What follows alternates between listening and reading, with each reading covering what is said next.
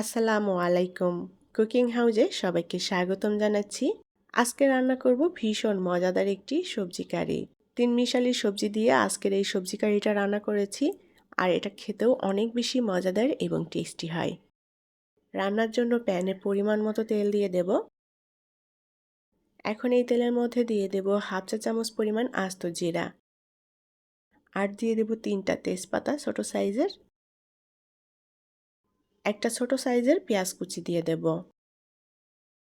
আর দিয়ে দেব রসুন কুচি। আমি এখানে বড় ৩ কোয়া রসুন কুচি করে নিয়েছি। এখন এই পেঁয়াজ রসুন আমি লাল করে ভেজে নেব।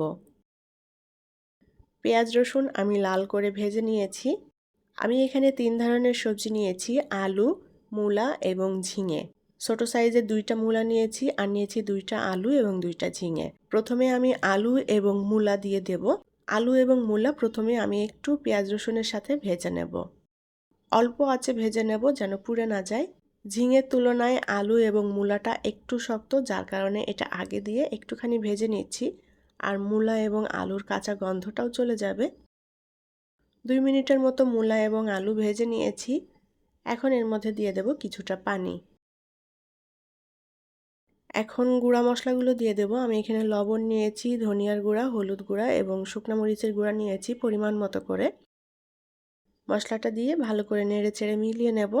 আর এখন মূলা এবং আলু আমি কষিয়ে নেব কিছুক্ষণ। ঢাকনা দিয়ে ঢেকে দেব যাতে সুন্দর মতো সেদ্ধ হয়ে যায়। ৫-৬ মিনিট ঢাকনা দিয়ে ঢেকে রান্না করে নিয়েছি। আলু এবং মূলা সুন্দর মতো সেদ্ধও হয়ে গিয়েছে। এখন এর মধ্যে দিয়ে দেব ঝিঙে। ঝিঙে দিয়ে ভালোভাবে নেড়ে চেড়ে মিলিয়ে নেব।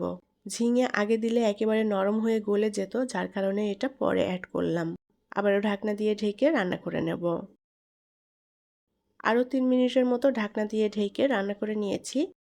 সব সবজিগুলোই সুন্দর মতো সেদ্ধ হয়ে গিয়েছে।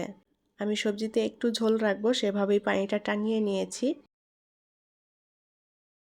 এখন এর মধ্যে দিয়ে দেব কাঁচামরিচ। কাঁচামরিচগুলো একটু চেড়ে দিয়েছি, আর দিয়ে দেব ধনেপাতা কুচি। ভালোভাবে নেড়ে চেড়ে মিলিয়ে নেব। ঢাকনা দিয়ে ঢেকে দেব ২ মিনিটের জন্য।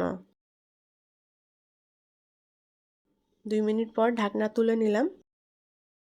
আমার ৩ মিশালি সবজি কারি রান্না করা হয়ে গিয়েছে, আর এরকম একটু ঝোল রেখেছি।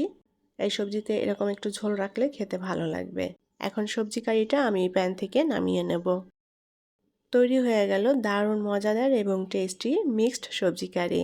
এই মিক্সড সবজি কারিটা ভাতের সাথে খেতে দারুণ লাগে, তাছাড়া এটা রুটি দিয়েও খাওয়া যায়।